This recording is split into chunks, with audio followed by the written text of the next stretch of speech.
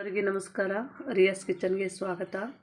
ನಾನಿವತ್ತು ಸ್ಪೆಷಲ್ ಆಗಿರೋ ಪಡ್ಡು ರೆಸಿಪಿ ಮಾಡ್ತಾಯಿದ್ದೀನಿ. ಇವತ್ತು ನಾವು ಕ್ಯಾರೆಟು ಮತ್ತು ಶೇಂಗದ ಕಾಳು ತೊಗೊಂಡು ನಿಮಗೆ ಒಳ್ಳೆಯ ವಿಶೇಷವಾದ ಒಂದು ಪಡ್ಡು ರೆಸಿಪಿ ಮಾಡಿ ತೋರಿಸ್ತಾ ಇದ್ದೀನಿ. ನಮಗೆ ಬೇಕಾಗಿರುವಂಥ ಸಾಮಗ್ರಿಗಳು, ನಾನು 2 ಕ್ಯಾರೆಟನ್ನು ಸಣ್ಣಕ್ಕೆ ತುರಿದಿಟ್ಕೊಂಡಿದ್ದೀನಿ, ಕ್ಯಾರೆಟ್ ತೊಗೊಂಡಿದ್ದೇನೆ. ಮತ್ತು ನನಗೆ ಇದು ಕಾಯಿ ತುರಿನೂ ಬೇಕಾಗುತ್ತೆ. ಪಡ್ಡಿಗೆ ಹಾಕೋಕ್ಕೆ ತುಂಬ ಟೇಸ್ಟ್ ಆಗಿರುತ್ತೆ, ಚೆನ್ನಾಗೂ ಇರುತ್ತೆ. ಮಕ್ಕಳಿಗೆ ಕೊಟ್ಟರೆ ಇಷ್ಟಪಟ್ಟು ತಿಂತಾರೆ, ಅದಕ್ಕೆ ಮಾಡ್ತಾ ಇರೋದು. ಇಲ್ಲಿ ನಾನು ಶೇಂಗದ ಕಾಳು ತೊಗೊಂಡಿದ್ದೀನಿ. ಇದು 2 ಸೆಟ್ಟಿಗೆ ಆಗೋಷ್ಟು ನಾನು ಶೇಂಗದ ಕಾಳು ತೊಗೊಂಡಿದ್ದೀನಿ. ಮತ್ತು ಜೀರಿಗೆ ತೊಗೊಂಡಿದ್ದೀನಿ, ಮತ್ತು ಓಮ್ ಕಾಳು ತೊಗೊಂಡಿದ್ದೀನಿ. 1 ಸ್ಪೂನ್ ಒಂದು ಕಾಲು ಸ್ಪೂನು ಉದ್ದಿನಬೇಳೆ ತೊಗೊಂಡಿದ್ದೀನಿ. 1/4 ಸ್ಪೂನು ಕಡಲೆಬೇಳೆ, ಕರಿಬೇವು ಸೊಪ್ಪು, ಸಣ್ಣಕ್ಕೆ ಹೆಚ್ಚಿದ ಈರುಳ್ಳಿ 2, ಕೊತ್ತಂಬರಿ ಸೊಪ್ಪು, ಸಾಸಿವೆ, ಜೀರಿಗೆ ತೊಗೊಂಡಿದ್ದೀನಿ. ಚೂರು 1/4 ಚಮಚದ ಕಡಿಮೆ, ಒಂಚೂರು ರುಚಿಗೆ ತಕ್ಕಷ್ಟು ಉಪ್ಪು, ಮತ್ತು ನಮಗೆ ಎಣ್ಣೆನೂ ಬೇಕಾಗುತ್ತೆ. ಇವಾಗ ನಾವು ಇದನ್ನೆಲ್ಲ ಒಂಚೂರು ಶಾಲೋ ಫ್ರೈ ಮಾಡಬೇಕು. ನಾವು ಬಾಣಲೆಯನ್ನು ಇಟ್ಕೊಂಡಿದ್ದೇವೆ, ಬಾಣಲೆ ಬಿಸಿ ಮಾಡ್ತಾಯಿದ್ದೇವೆ. ಈಗ ನಾನು ಇದಕ್ಕೆ ಎಲ್ಲವಷ್ಟು ನಾನು ಒಂಚೂರು ಮೇಲೆ ಹಾಕ್ತೀನಿ, ಒಂಚೂರು ಶಾಲೋ ಫ್ರೈ ಮಾಡ್ಕೊಳ್ಳೋವಂಥವಿದ್ದಾವೆ. ನಾನು ಅದಕ್ಕೆ ನಿಮಗೆ ಇವತ್ತು ಮಾಡಿ ತೋರಿಸ್ತಾ ಇದ್ದೀನಿ. ಈಗ ಸ್ವಲ್ಪ ಲೈಟಾಗಿ ಬಿಸಿಯಾದಾಗೆ ನಾವು ಆಯಿಲನ್ನು ಹಾಕೋತಾ ಇದ್ದೀವಿ. ಚೂರು 1 ಸ್ಪೂನ್ ಅಷ್ಟೇ, ನಮಗೆ ಈರುಳ್ಳಿ ತಳ ಹಿಡಿಬಾರ್ದಲ್ಲ, ಅದಕ್ಕಾಗಿ ನಾನು ಸ್ವಲ್ಪ ಆಯಿಲನ್ನು ಯೂಸ್ ಮಾಡಿದ್ದೇನೆ. ನಾನು ಆಯಿಲ್ ಯೂಸ್ ಮಾಡಿದ್ದೇನೆ. ನೀವು ತುಪ್ಪ ಆದ್ರೂ ಯೂಸ್ ಮಾಡ್ಬೋದು, ಬಟರ್ ಆದ್ರೂ ಯೂಸ್ ಮಾಡ್ಬೋದು. ಒಳ್ಳೆ ಟೇಸ್ಟ್ ಇರುತ್ತೆ ಮತ್ತು ಚೆನ್ನಾಗಿಯೂ ಇರುತ್ತೆ. ಅದಕ್ಕೆ ನಾನು ಇದನ್ನು ಯೂಸ್ ಮಾಡಿದ್ದೇನೆ. ಚೂರು ಬಿಸಿ ಆದ ತಕ್ಷಣ ಇದು ಹಾಕಬೇಕು, ಫುಲ್ ಕಾಯೋ ತನಕ ಕೂಡಬಾರ್ದು. ಇವಾಗ ನಾವು ಈ ಟೈಮ್ನಲ್ಲೇ ಸ್ವಲ್ಪ ಕಡಲೆಬೇಳೆ ಮತ್ತು ಉದ್ದಿನಬೇಳೆ ಹಾಕ್ಕೋಬೇಕು.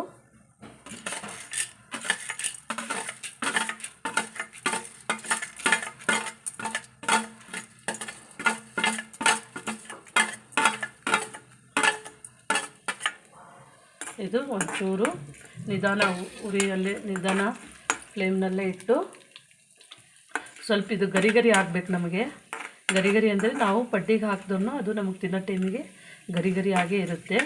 ಹಂಗಾಗಿ ನಾನು ಇದನ್ನು ಸ್ವಲ್ಪ ನಿಧಾನವಾಗಿ ಫ್ರೈ ಮಾಡ್ಕೊತಾ ಇದ್ದೇನೆ.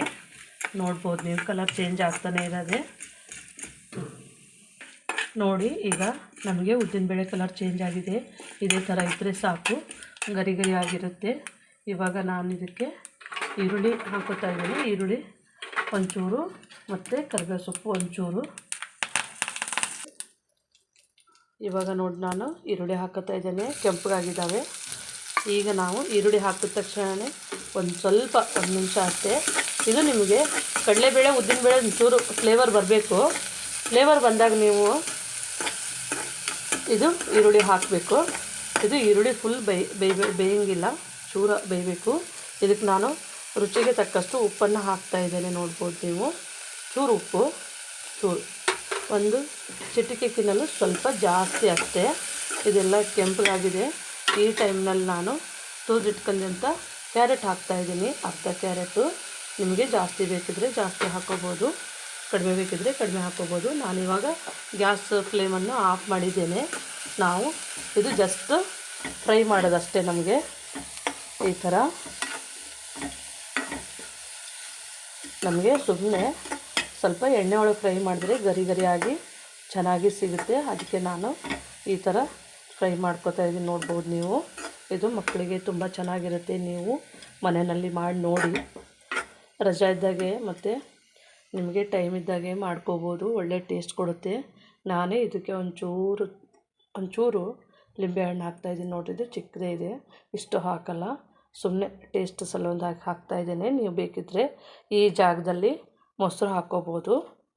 ಮೊಸರು ಹಾಕೊಂಡ್ರೂ ಟೇಸ್ಟ್ ಚೆನ್ನಾಗಿ ಬರುತ್ತೆ ಮತ್ತು ರುಚಿಯಾಗಿಯೂ ಇರುತ್ತೆ. ನಮ್ಮ ಮಾಡೋ ರೆಸಿಪಿ ಎಲ್ಲನೂ ನೋಡಿರಿ, ನೀವು ಮನೆಯಲ್ಲಿ ಮಾಡಿಕೊಡಿ. ಚೆನ್ನಾಗಿ ಒಳ್ಳೆ ಟೇಸ್ಟ್ ಇರುತ್ತೆ ಮತ್ತು ತಿನ್ನೋಕ್ಕೂ ಚೆನ್ನಾಗಿರುತ್ತೆ. ಈ ಟೈಮ್ನಲ್ಲಿ ನಾನು ಕೊತ್ತಂಬರಿ ಸೊಪ್ಪು ಹಾಕ್ಕೋತಾ ಇದ್ದೇನೆ. ನಾನು ಫ್ಲೇಮನ್ನು ಆಫ್ ಮಾಡಿ ಇದೆಲ್ಲ ಹಾಕ್ಕೋತಾ ಇದ್ದೇನೆ. ಇದಕ್ಕೆ ಹೊಂದುತ್ತೆ ಚೆನ್ನಾಗಿ. ಅದು ಬಿಸಿಯಾಗಿದ್ದಾಗೆ ಹಾಕೋ.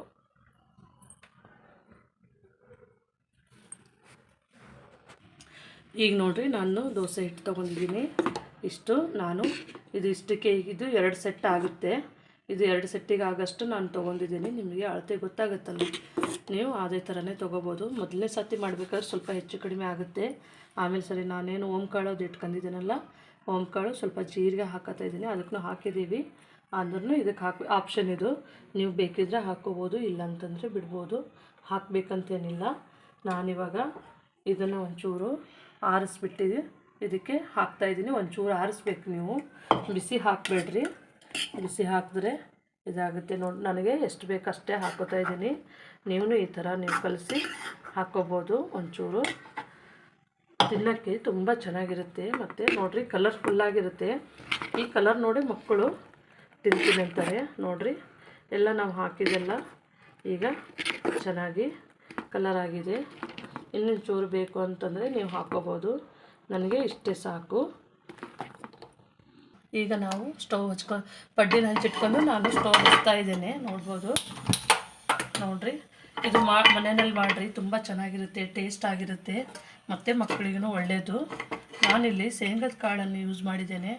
ಶೇಂಗದ ಕಾಳು ಏನಂದರೆ ಇದು ಬಡವರ ಬಾದಾಮಿ ಅಂತಾರೆ. ಬಾದಾಮಿ ತುಂಬ ರೇಟ್ ಇರೋದು ಕಾರಣವಾಗಿ ನಾನು ಶೇಂಗದ ಕಾಳನ್ನು ಯೂಸ್ ಮಾಡಿದ್ದೇನೆ. ಅದಕ್ಕೆ ನಾವು ಇದು ಶೇಂಗದ ಕಾಳು ಮಕ್ಕಳಿಗೆ ಒಳ್ಳೆಯದು ಮತ್ತು ಹೆಲ್ತಿಗೂ ಒಳ್ಳೆಯದು. ಇದೇನು ಸೈಡ್ ಎಫೆಕ್ಟ್ ಏನಿಲ್ಲ, ಒಳ್ಳೆಯದು ಫುಡ್ಡು. ಈಗ ಹಂಚು ಕಾದಿದೆ ನೋಡಿರಿ. ನಾನು ಎಣ್ಣೆ ಹಾಕೋತಾ ಇದ್ದೀನಿ. ಸ್ವಲ್ಪನೇ ಎಣ್ಣೆ ಹಾಕ್ಕೊಂಡು ಇದೊಂದು ಚೂರು ಎಣ್ಣೆ ಕಾದಾದಮೇಲೆ ನಾನು ಇದಕ್ಕೆ ಪಡ್ಡನ್ನು ಹಾಕ್ತೀನಿ. ನೋಡ್ಬೋದು, ತುಂಬ ಚೆನ್ನಾಗಿರುತ್ತೆ, ಟೇಸ್ಟಿ ಆಗಿರುತ್ತೆ. ನೀವು ಮನೆಯಲ್ಲಿ ಮಾಡಿರಿ. ನೀವು ಪಡ್ಡಿಗೆ ಮಾಡಿರ್ತೀರಲ್ಲ, ಅದೇ ಒಂಚೂರು ಈ ಥರ ನೀವು ಮಾಡಿ ಹಾಕಂದರೆ ಚೆನ್ನಾಗಿರುತ್ತೆ. ನಾನು ಫುಲ್ ಹಾಕಬಾರ್ದು, ಚೂರು ಹಾಕಬೇಕು. ನಮಗೆ ಎಲ್ಲನೂ ಸ್ವಲ್ಪ ಸ್ಲೋ ಫ್ಲೇಮ್ನಲ್ಲೇ ಇಡ್ರಿ. ಆಮೇಲೆ ನೀವು ಪಡ್ಡೆಲ್ಲ ಹಾಕೊಂಡಾದಮೇಲೆ ನೀವು ಜಾಸ್ತಿ ಮಾಡಿರಿ, ಆವಾಗ ಚೆನ್ನಾಗಿರುತ್ತೆ.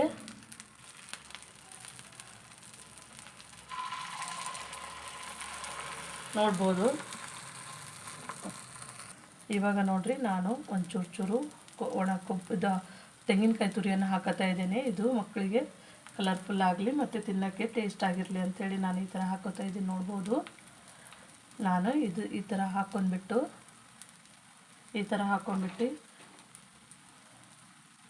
ಇದಕ್ಕೆ ನಾನು ಶೇಂಗದ ಕಾಳನ್ನು ಇಡ್ತಾ ಇದ್ದೇನೆ. ನೋಡ್ಬೋದು, ಇದು ಒಳ್ಳೆ ಟೇಸ್ಟ್ ಕೊಡುತ್ತೆ. ನೋಡಿರಿ ಇಲ್ಲಿ ಎಷ್ಟು ಚೆನ್ನಾಗಿ ಕಲರ್ಫುಲ್ಲು ನಾನು ಹಾಕೊಂಡಿರೋಂಥ ಇದು ತೆಂಗಿನಕಾಯಿ ತುರಿ ಮತ್ತು ಶೇಂಗದ ಕಾಳು ಚೆನ್ನಾಗಿ ಕಾಣಿಸ್ತದೆ. ನೋಡ್ಬೋದು, ಮಕ್ಕಳಿಗೆ ತಿನ್ನೋಕ್ಕೂ ಚೆನ್ನಾಗಿರುತ್ತೆ. ಇದು ನೀವು ಈ ಥರ ಮನೆಯಲ್ಲಿ ಮಾಡಿ ನೋಡಿ, ಚೆನ್ನಾಗಿರುತ್ತೆ. ಇವಾಗ ನಾನು ಇದನ್ನು ತಿರುಗಿಸ್ತಾ ಇದ್ದೀನಿ.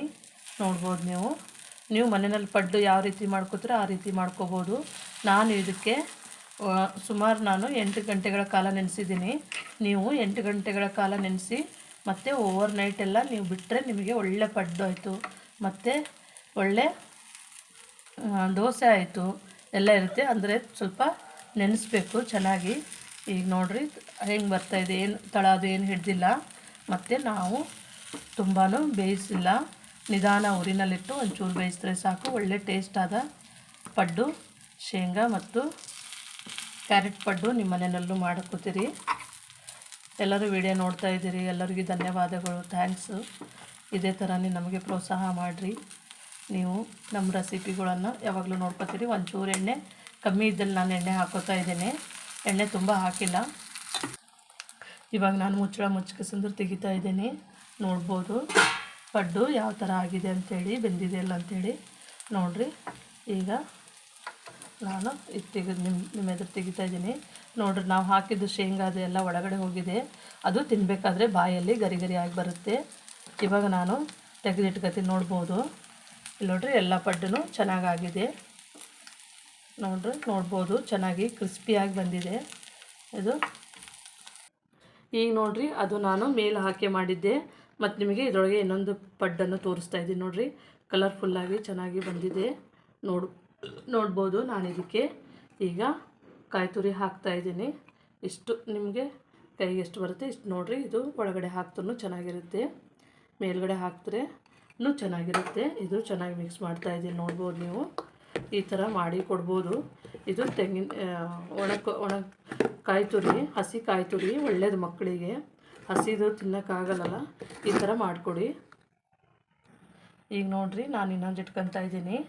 ಈಗ ನಿಮಗೆ ಕಾಯಿ ತುರಿ ಹಾಕಿ ತೋರಿಸಿದಲ್ಲ, ಈ ಕಾಯಿ ತುರಿನೂ ಇದ್ರ ಜೊತೆಗೆ ಹಾಕಿದ್ದೀನಿ. ಇದು ಟೇಸ್ಟ್ ನೋಡಿ, ಟೇಸ್ಟು ಚೆನ್ನಾಗಿರುತ್ತೆ. ಈಗ ಮತ್ತೆ ನಾನು ಹಾಕ್ತಾಯಿದ್ದೀನಿ, ನೋಡ್ಬೋದು ಚೆನ್ನಾಗಿ ಬರ್ತಾಯಿದೆ ಪಡ್ಡು, ನೋಡ್ಬೋದು ಇಲ್ಲಿ ನೋಡಿರಿ. ಈಗ ನಾನು ಪಡ್ಡಿನ ಮೇಲೆ ಶೇಂಗದ ಕಾಳನ್ನು ಇಡ್ತಾಯಿದ್ದೀನಿ, ನೋಡ್ಬೋದು. ಇದು ಟೇಸ್ಟ್ ಇರುತ್ತೆ, ತಿನ್ನೋಕ್ಕೆ ಚೆನ್ನಾಗಿರುತ್ತೆ. ಅದಕ್ಕೆ ನಾನು ಈ ಥರ ಹಾಕ್ತಾಯಿದ್ದೀನಿ. ನೀವು ಹಾಕ್ರಿ.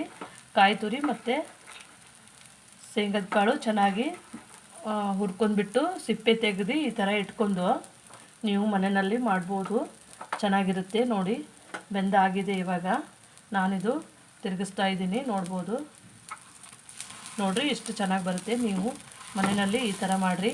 ನೀವೆಲ್ಲ ನೋಡಿರಿ, ನೀವು ಮನೆಯಲ್ಲಿ ರೆಡಿ ಇದ್ದರೆ ಈ ಥರ ಮಾಡ್ಕೋಬೋದು. ನಾನು ಪಡ್ಡಿಗೆ ಏನು ಹಾಕಿಲ್ಲ, 1.5 ಸ್ಪೂನ್ ಮೆಂತ್ಯ. ಇಲ್ಲಿ ನೋಡಿರಿ, ನಾನು ಪಡ್ಡೆಲ್ಲ ತಿರುಗಿಸ್ತಾ ಇದ್ದೀನಿ. ಇವಾಗ ನೋಡ್ಬೋದು ನೀವು. ಸ್ವಲ್ಪ ಮೀಡಿಯಮ್ ಫ್ಲೇಮ್ ಬೇಡ, ಸ್ವಲ್ಪ ಫ್ಲೇಮ್ ಕಡಿಮೆನೇ ಇಟ್ಕೊಳ್ರಿ. ನೋಡಿರಿ, ಒಳ್ಳೆ ಟೇಸ್ಟ್ ಆದಂಥ ಕ್ಯಾರೆಟ್ ಪಡ್ಡು ಮತ್ತು ಶೇಂಗಾ ಮಸಾಲ ಪಡ್ಡು ಥರನೇ ಬರುತ್ತೆ. ನಿಮಗೆ ಟೇಸ್ಟು ಡಿಫ್ರೆಂಟ್ ಆಗಿರುತ್ತೆ. ನೀವು ಮನೆಯಲ್ಲಿ ಮಾಡ್ಬೋದು. ನಾನು 1 ನಿಮಿಷ ಮುಚ್ಚಿಬಿಟ್ಟು ಇಡ್ತೀನಿ, 1 ನಿಮಿಷ ಸಾಕು.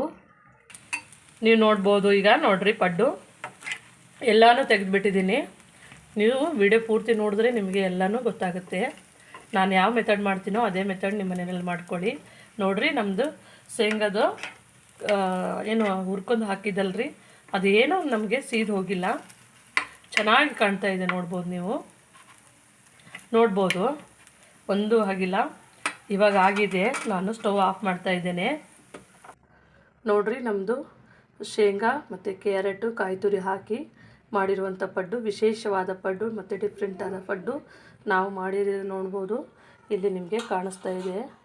ಇದು ಹಾಕಿದ್ದು ಶೇಂಗಾದ ಕಾಳು ನಾನು ಹುರಿದ್ಬಿಟ್ಟು ಬಿಸಿ ಮಾಡ್ಕೊಂಡು ಹಾಕಿದ್ದೇನೆ, ನೋಡ್ಬೋದು. ಇದು ತುಂಬ ಸೀದು ಹೋಗ್ಲಾರ್ದಂಗೆ ಮಾಡಬೇಕು ನೀವು. ಅಷ್ಟೇ ಸ್ವಲ್ಪ ಮೀಡಿಯಮ್ ಫ್ಲೇಮ್ನಲ್ಲಿಟ್ಟು ಬೇಯಿಸಬೇಕು. ಮತ್ತು ಸ್ವಲ್ಪ ನೀವು ತಾಳ್ಮೇಲೆ ಸ್ವಲ್ಪ ಮೀಡಿಯಮ್ ಫ್ಲೇಮ್ನಲ್ಲಿಟ್ಟು ಬೇಯಿಸಿದ್ರೆ ಒಳ್ಳೆ ರುಚಿಯಾದ ಪಡ್ಡುಗಳು ನಿಮ್ಮ ಮನೆಯಲ್ಲೂ ಮಾಡ್ಕೋಬೋದು. ಇದು ಮಕ್ಕಳಿಗೆ ತಿನ್ನೋಕ್ಕೆ ಚೆನ್ನಾಗಿರುತ್ತೆ. ಅದಕ್ಕೆ ನಾನು ಮಾಡಿದ್ದೆ. ನೀವು ಸಹ ಇದೇ ಥರ ನೋಡಿಬಿಟ್ಟು ನಿಮ್ಮ ಮನೆಯಲ್ಲೂ ರುಚಿಯಾದ ಶೇಂಗಾ ಕ್ಯಾರೆಟ್ ಪಡ್ಡು, ವಿಶೇಷವಾದ ಪಡ್ಡು ಮಾಡ್ಕೊಂಡು ತಿನ್ಬೋದು. ನಮ್ಮ ವಿಡಿಯೋನ ನೋಡಿದ್ದಕ್ಕಾಗಿ ಧನ್ಯವಾದಗಳು. ನಮ್ಮ ವಿಡಿಯೋನ ಸ್ಕಿಪ್ ಮಾಡದೆ ನೋಡಿ ಮತ್ತು ಸಬ್ಸ್ಕ್ರೈಬ್ ಮಾಡಿ.